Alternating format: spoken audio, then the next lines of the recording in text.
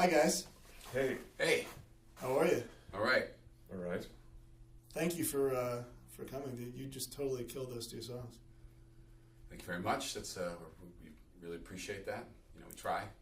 I think B. Arthur has had such a amazing effect on so many different people, and the fact that you covered the Golden Girls. Well, actually, before I ask the question, should we have a moment of silence for B. Arthur? Didn't she pass a couple of years ago? We can't have a moment of silence. We can. Listen. I'm just saying that I don't. Yes, we can have a moment. I of haven't silence. said anything since you said moment. That's of true. silence. So I'm going to count that he had his moment of silence. I'd like you to be silent for a little. Moments of silence are very hard for me, but I'm gonna try. Okay. Thank you. That was great. So why cover the Golden Girls theme? Now, obviously, the Lionel Richie is a little bit more obvious because it's a great song. But why the Golden Girls theme? I mean, really, for us, obviously, we do a lot of TV themes in general because it's so much of the band is about the songs that we were inspired by and that we listened to when we were 3 and 4 years old. And obviously, that's sort of as like kind of in that position age-wise where we're a little bit Gen X and a little bit Gen Y. We have that overlap. But also, the composer of that song is like kind of one of the great lost composers of the 70s, which is Andrew Gold. And he was in Linda Ronstadt's band. And he wrote Heart Like a Wheel, and he wrote Lonely Boy, and a lot of great tunes, and was really dear friends with some of the Beatles.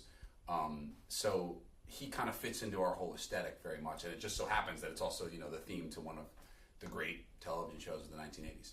Yeah, that's true. That's true. Riveting. That Blanche was a whore. Am I right?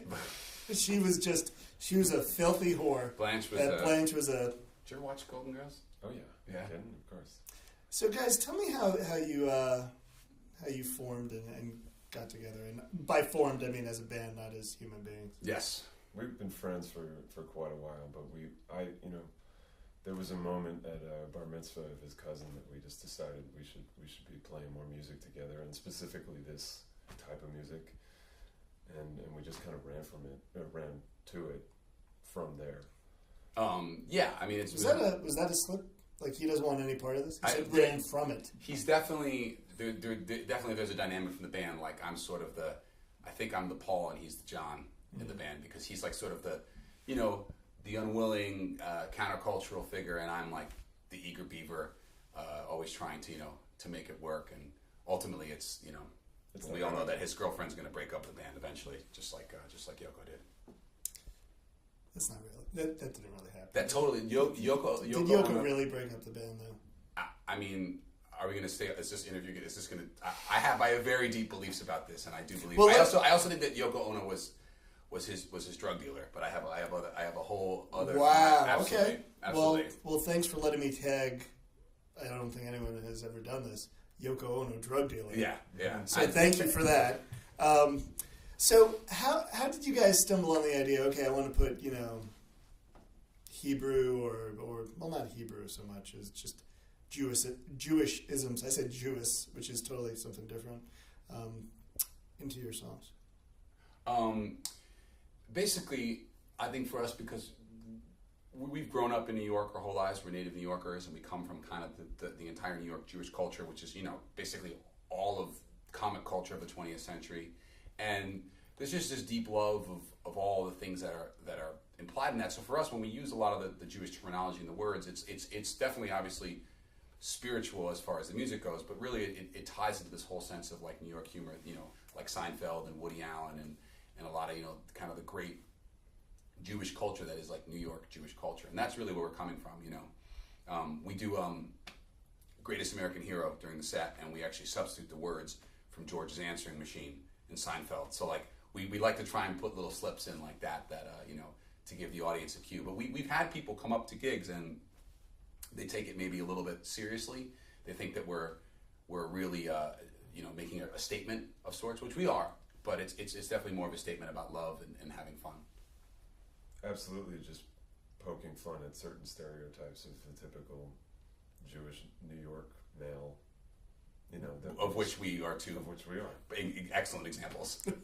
So is there any, do you guys, feel out a song and you're like, it's just not going to work? Do you just try to throw in lyrics here or there, and Well, we there's definitely like a time frame. Like we will only play songs that we will not play a song that is written before 1975, and we will very rarely go past 84 or 85. Typically, the sweet spot, or what we refer to as Jewbadours as the zone, is our songs that were released between 1975 and 1983, and it's definitely like there is sort of harmonic content. Like we need, there needs to be certain kind of what we consider to be Jewbadorian chord progressions to the songs. But there doesn't have to be some lyric that we throw in there just to make it humorous. I think the vibe of the music and the musicality in this band accounts for quite a bit of it. We're not always trying to be funny. Yeah, and that's a comment. I think people sometimes when they see us, they see the sense of humor and the lightness, but we're treating these songs very like we love the music. Well, and it's also you guys actually can sing, which is the biggest part. It almost you can't even say you're a novelty act because you guys can actually sing. Well, I personally, and I think I speak for Ariel here. I love that feeling that when like people watch a show and they don't really know how to react. They're like, should I laugh? I'm having fun, but like, why can't you laugh? Why can't you enjoy good music? Like, why can't those things be part of the same feeling? It's not, and I think for us, it's a nice antithesis to like a lot of the stuff that goes on in the New York music scene, which people take themselves very, very seriously. True. And we don't take ourselves seriously, but we take the music that we play, we treat them almost as if it's reverential, like we're like it's parts of the Talmud. We love it. Have you heard from anybody like Lionel Richie or? No, we have not Lionel Richie Nicole in particular, but we we've made made a little headway in the way that you're Andrew Gold's widow is a fan. Okay. And actually, we were literally this close to having Kenny Loggins come sit in on a gig. Wow. But Kenny's scheduled it, but Kenny, we connected with Kenny. He's kind of a fan of the band. He was into it, and unfortunately, he had to go promote his children's book on the Today Show, so he couldn't stay up late to the gig. But the love is still there. So we're getting out there. Yeah, and we Robbie Dupree. Robbie Dupree is aware of us. Dean Friedman is aware of us. Nice. And both are. We're hoping that one day that they'll come and join us and to sing their songs or other songs. Cool. Talk to me. I know that you have a big gig coming up, and it's the 4th night of Hanukkah. I think it is the 7th. I think it's the 7th. It's the 7th night of Hanukkah. Okay. And it's called the Last Schmaltz, and it's happening at Highline Ballroom off the Highline on 16th and 10th on Tuesday, December 23rd.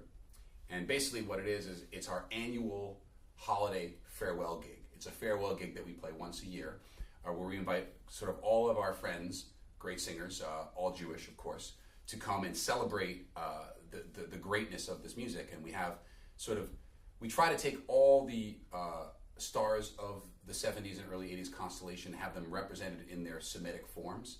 So we have the Jewish Dolly Parton, we have the Jewish Carly Simon, although is Carly Simon Jewish? Is she? Carly Simon? Yeah, I don't know. You don't know who Carly Simon is? No, I know who she is. I don't know if she's Jewish. Is she? For our intents. Ish. She might be ish. Ish. We have the Jewish Mick Jones. We have the Jewish. Who else? There's the guy from Foreigner. Well, there's Mick Jones, That's but there's Mick like Jones. 8 leads. There's like 8 lead singers of Foreigner. That's true. So really, it's Mick Jones. Is like the Jewish Mick. No, Jones. do you give them monikers or? Oh, absolutely. Like okay. I will. Everybody. Like for example, we have Chaim Schwartz, who's our Mick Jones. Mick Jones. Mick Jones. Sorry. who's our Irish Jew. We have Shalom Davis Jr. Shalom Davis, the illegitimate granddaughter of Sammy Davis Jr. We've got a whole array of just Shlomit Oceanschwanz comes and she'll do some Tina Turner songs with us sometimes. Nice. So yeah, it's everybody in the band we all have these sort of nicknames or monikers, and it's sort of a except for us though. I mean, except for us, these are our real names. Those are your real names. Yeah. So just in closing, so you said the last gig, right? So so are you pretty much you're like the share of the Jews, pretty much. We're like this is it. No, this is like it's like the Eagles of the Jews. It's like we do the When Hell Freezes Over tour, but we do like part 1, part 2, part 3, part 4, part 5. Basically, as long as the people keep buying tickets, we'll keep playing. But this is the last gig we're ever going to play until we do this again next year. Great. Thanks. That was so